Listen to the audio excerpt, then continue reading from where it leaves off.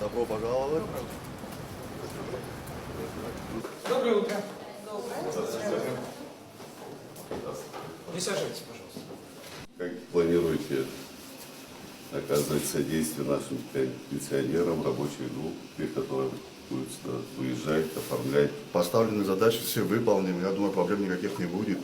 Ну, у нас, смотрите, у нас получается продлена возможность перечисления денег до 1 июля. У нас, по идее, 1 апреля должна была остановиться, но чтобы никого не подвести, из пенсионеров все-таки 23 тысячи получают в Абхазии российскую пенсию, поэтому до 1 июля ее продлили.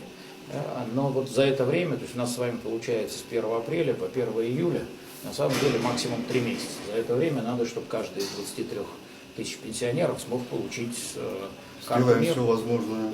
Да, Если кто-то больной не сможет приехать, повезем, поедем на машинах, может их сюда провезем. Ну, нам скорее потребуется, наверное, нужна будет ваша помощь. Открываемся точно с Сухума, но дальше, конечно, надо по крупным городам такие точки хотя бы временно открывать. Может быть, не надо, чтобы они все 3 месяца действовали, какой-то график. Да, проблем нету, у нас есть сендук офисов, мы все организуем, все касательно людей, где не хватает, наберем. Ну и скорее всего, здесь потребуется, ваше поручение, чтобы можно было Сбербанк Абхазии и Промсвязьбанк, ну, прям какую-то дорожную карту сделали, потому что нам надо, знаете как, нам надо сделать так, чтобы пенсионеры карты получили, и никто не потерял ни на один день возможность получения пенсии. С другой стороны, чтобы, безусловно, было выполнено законодательство и Абхазии, и России. Да. Это сложная задача. Да, честно говоря, это сложная задача, но реализуемая. Да. Поэтому у нас указ президента на подписи, значит, все, он где-то, может быть, даже сегодня уже будет подписан разрешающий Промсвязьбанку. Ну, то есть это же просто, скорее, такой мобильный офис. То есть это остается отделение, зарегистрированное в Краснодарском крае, которому просто указом президента России разрешено часть своих сотрудников временно направить ближе к клиентам. То есть, ну, чтобы пенсионер не ехал к банку, банк приедет.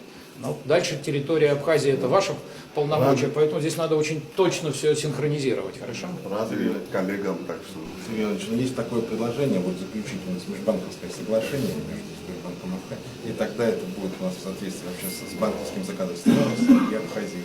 Мы как бы работаем с клиентами, это наша работа, мы понимаем, и в эти сроки как раз вот выполним поручение, которое... Хорошо.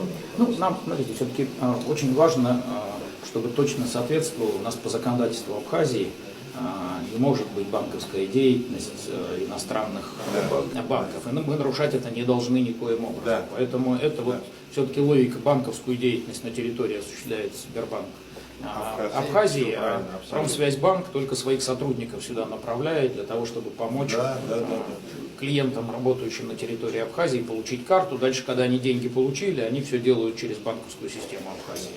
А вот эта разовая история, она, скорее всего, она дальше потеряет всякий смысл. Конечно, то есть мы за 3 месяца должны успеть всем 23 тысячам карты выдать, ну и после этого уже вы с ними работаете в обычном режиме. Хочу еще раз поблагодарить вас от каждой нашей страны. Это действительно, это забота о гражданах. Очень тяжело пересекать границу, ездить, оформлять документы пенсионерам, конечно. И то, что это делается в рамках понимания того, что пожилым людям очень тяжело. Спасибо вам огромное. Я знаю, что за этой работой стоит колоссальный труд, подготовительная работа. Я думаю и уверен, что наши граждане по достоинству оценят то, что вы сегодня делаете. Спасибо, Батыр Журавович. Но это тот вопрос, который вы поднимали на встрече с президентом России Владимиром Владимировичем Путиным. Нам президент дал очень жесткую команду по итогам вашей встречи, поэтому то, о чем вы договаривались с президентом России, безусловно, будет выполнено. Вам за гостеприимство спасибо.